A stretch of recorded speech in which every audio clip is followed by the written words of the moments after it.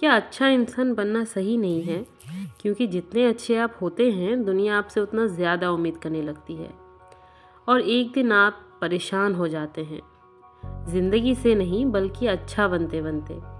आज हम बात करेंगे कि क्यों आपकी अच्छाई को लोग आपका फ़र्ज समझते हैं, उसे टेकिंग फॉर ग्रांटेड लेते हैं, उसे मिसयूज़ करते हैं और कैसे आप अच्छे बने रह सकते हैं बिना परेशान हुए।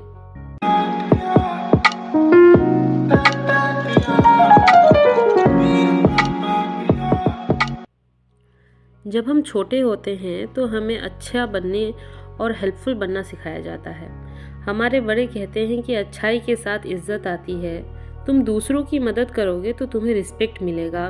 कोई हमें ये सच्चाई नहीं बताता कि अच्छा बनने के चक्कर में आपकी अच्छाई लोगों को नज़र आना बंद हो जाएगी।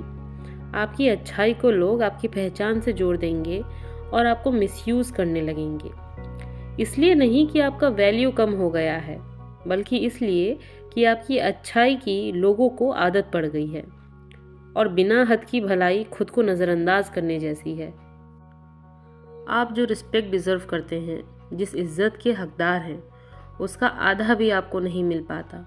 इसका मतलब ये नहीं है कि लोग आपको इज्जत नहीं करते, बल्कि इस इज्जत ना करने के पीछे का कारण ये है कि आपने लोगों को ये महसूस ही नहीं कराया कि आपकी अच्छाई का भी एक दायरा है, लिमिटेशन है, और इस दायरे के बाहर आप और इससे ज़्यादा सेक्रीफाइस या इससे ज़्यादा खुद को न्यौछावर नहीं कर सकते। और आपने लोगों को ये एहसास नहीं दिलाया कि आपको क्रॉस करने की क्या कीमत है। हो सकता है इसके पीछे आपका भोलापन हो कि आपने कभी बहुत ज़्यादा किसी चीज़ पे ध्यान नहीं दिया कि लोग क्या कर रहे हैं, और कभी अगर ध्यान गया भी तो आपने आसानी से उसे इग्नोर कर दिया या भुला दिया। ये भी आपको ज़्यादा शिकायत करने की आदत नहीं है। आप कॉन्फ्लिक्ट से, उलझनों से दूर रहना पसंद करते हैं और दूसरों को और खुद को मौका देते हैं कि हो सकता है अगली बार ऐसा ना हो, या सोचते हैं कि शायद सामने वाले को ये एहसास हो कि उसने गलत किया है और दोबारा शायद वो ये गलती ना दोहराए। लेकिन लोग क्या करते हैं? लोग धीरे धीरे आपके इस इग्नोरेंस को नेगेटिवली समझते हैं। लोगों को लगता है कि आपको हर्ट करने का या आपको दिल में किसी तरह का तकलीफ़ देने का कोई अंजाम नहीं होना है, तो आपको वो कुछ भी कह देते हैं ये समझ के कि आपको इससे कोई फ़र्क नहीं पड़ेगा। तो असल मिसयूज़ आपके इस काइंड बिहेवियर का है, जिसके चारों तरफ आपने दायरे नहीं बनाए हैं। उदाहरण के तौर पे एक ऐसे दोस्त के बारे में सोचिए जो आपको बस ज़रूरत पड़ने पर ही फ़ोन करते हैं, या कोई ऐसे रिश्तेदार जो आपको तब तक इग्नोर करता है जब तक उसे आपकी कोई ज़रूरत नहीं है। तो क्या ऐसे लोग बुरे होते हैं? इसका तो पता नहीं, लेकिन वो लोग उसी हिसाब से काम करते हैं जिस तरह का आपका इमेज अनजाने में आपने खुद बनाया है। तो असल नुकसान बाहर से नहीं बल्कि अंदर से हो जाता है।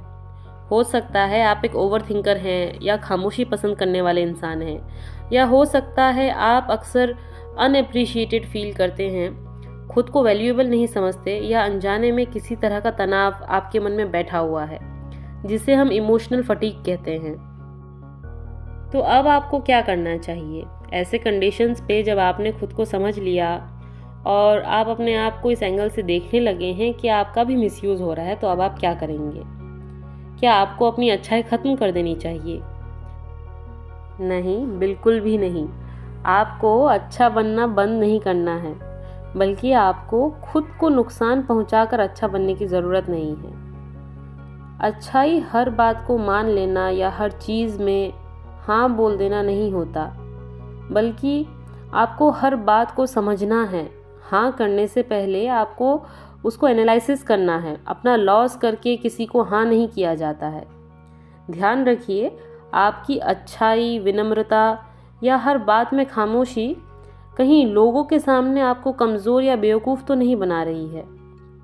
एक अच्छा इंसान बनना एक बहुत अच्छी बात है, लेकिन अच्छा इंसान कौन है ये भी हमें समझना है।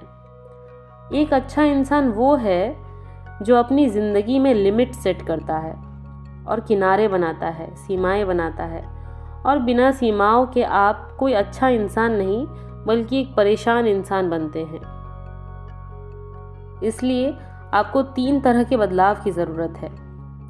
सबसे पहले तो ये बात समझ लीजिए कि आप किसी को इंस्टेंट अवेलेबिलिटी ओ नहीं करते हैं, या किसी को तुरंत हाज़िरी देना, किसी के बात पे तुरंत से उसको रिस्पॉन्स देना, उसकी बात को मान लेना, उसको तुरंत से हाँ कह देना, ये आपका कोई फ़र्ज़ नहीं है और आप ये करने के लिए रिस्पॉन्सिबल नहीं है लोगों की नीड्स को अननेसेसरीली फुलफ़िल करने के लिए, इवन इफ़ कि वो आपके साइड उतने ज़्यादा डेडिकेटेड नहीं हैं।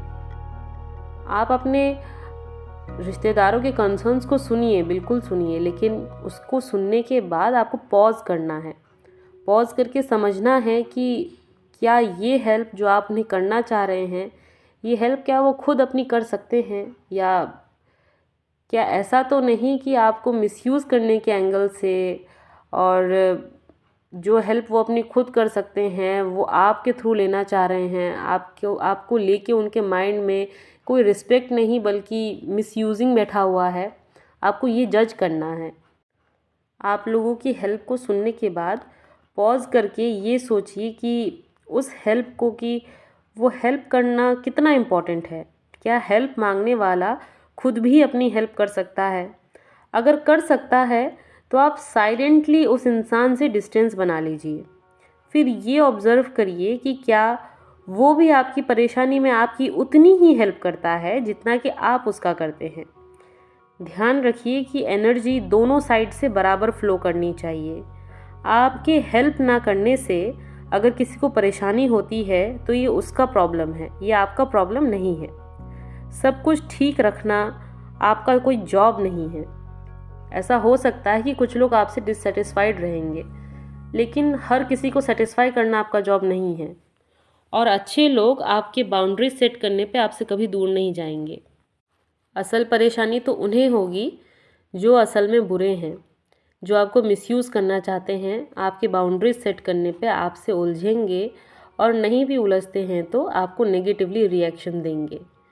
इसीलिए बाउंड्रीज सेट करना आपके लिए बहुत इम्पॉर्टेंट है। आपने सुना होगा कि a friend in need is a friend in deed. क्या मतलब है इसका? यानी वही दोस्त अपना है जो आपकी मुसीबत में, आपकी परेशानी में हमेशा आपका साथ दे। इसीलिए जब आप बाउंड्रीज सेट करेंगे तो आपको एक क्लैरिटी मिल जाएगी कि कौन आपके बारे में कितना पॉजिटिव है, क्या परसेप्शन रखते हैं, और वो आपको लेके कितना ज़्यादा डेडिकेटेड हो सकते हैं, क्या उतना ही हो सकते हैं जितना कि आप उनके लिए होते हैं। आपको लोगों में वेरिएशंस दिखेंगे, कुछ आपको अपने लगेंगे और कुछ आपको नेगेटिवली रिस्पॉन्स देकर आपको बुरे लगेंगे।